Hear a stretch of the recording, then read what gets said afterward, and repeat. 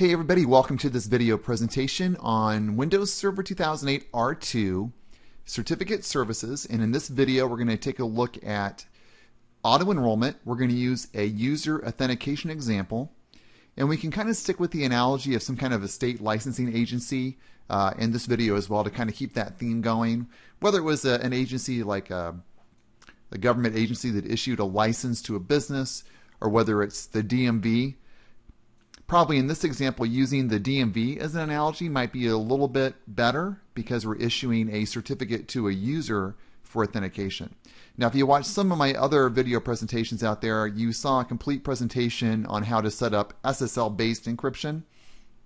So this video builds on that. Now, you don't have to watch the SSL videos for this to make sense, however, but it may not be a bad idea to go back and go through the initial installation of the CA, the configuration of the SSL-based encryption, because in this environment we're going to have a folder on a website called Cool Web, and the name of the folder is data. And what we're going to do is we're going to take this to the next level because this folder already has SSL required on it. And we can see right here that we have a 2008 R2 server. This is member server 1. We have IIS 7.0 installed. We have a certificate that has been installed on this server. We have bound the certificate to this website and required SSL here on this data folder. So what we're going to do is we're going to take it to the next level. And what I mean by that is that if a user connects to this data folder right now, the connection is already going to be encrypted. So what we want to do is add another level of security and have the user be required to show me a certificate first for authentication before they can even get to the folder to have the encrypted connection. So this is a concept video. We're not going to actually get into the details or the steps. We just want to talk about what the idea of user authentication is. And then in other videos we're going to go through the steps for auto-enrollment, and then in the last video I'll demonstrate the actual steps that we'll talk about to get that set up.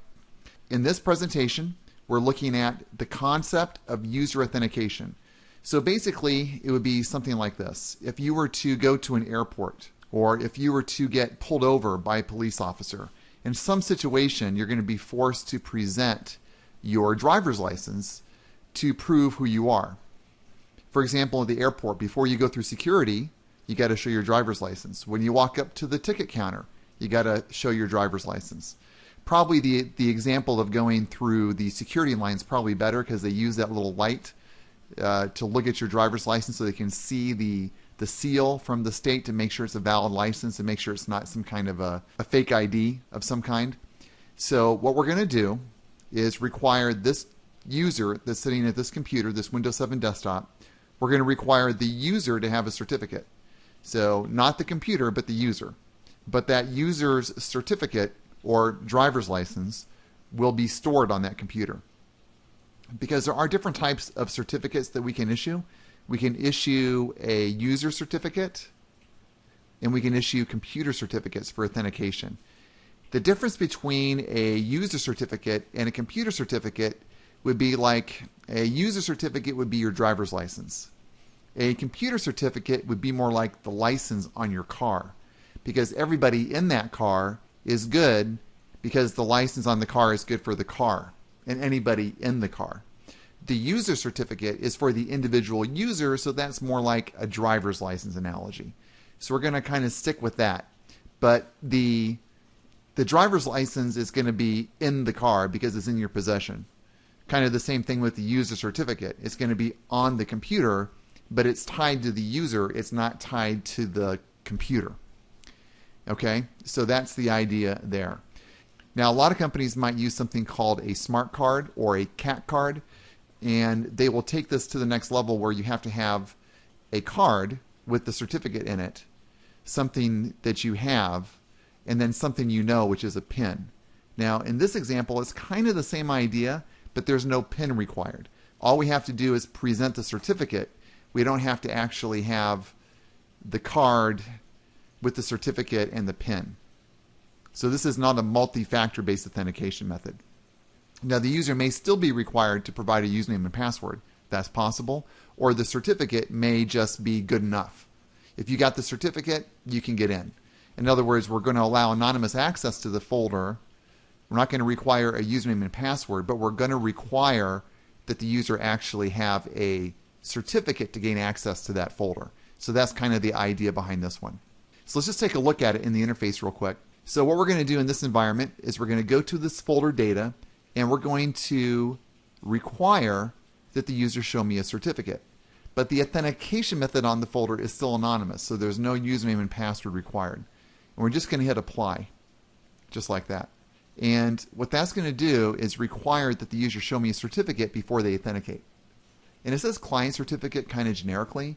So under the realm of client certificates, it could be either a user certificate for the individual user, or it could be a computer certificate, which would be like the license plate on the car. It'll support either one of those client type of certificates. Now in this environment, what we have is everything's 2008 R2.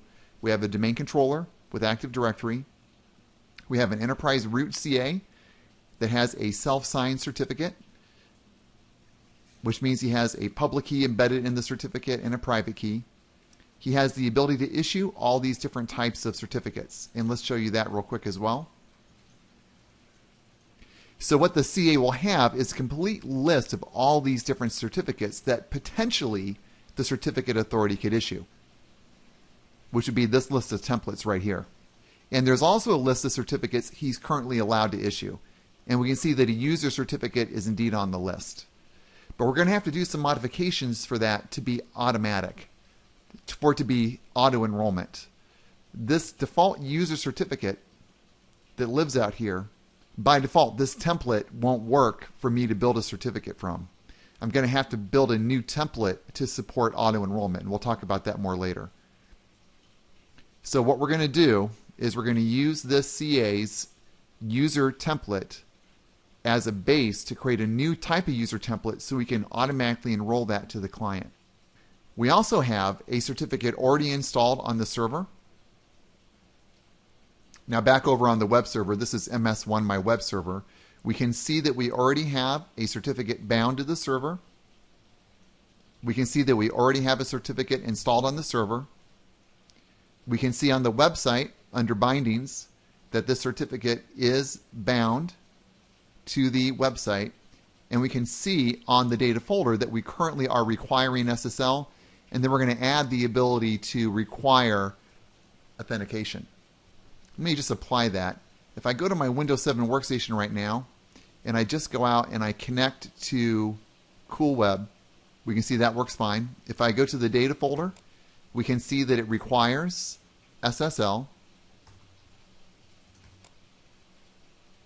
But right now, there's no authentication required.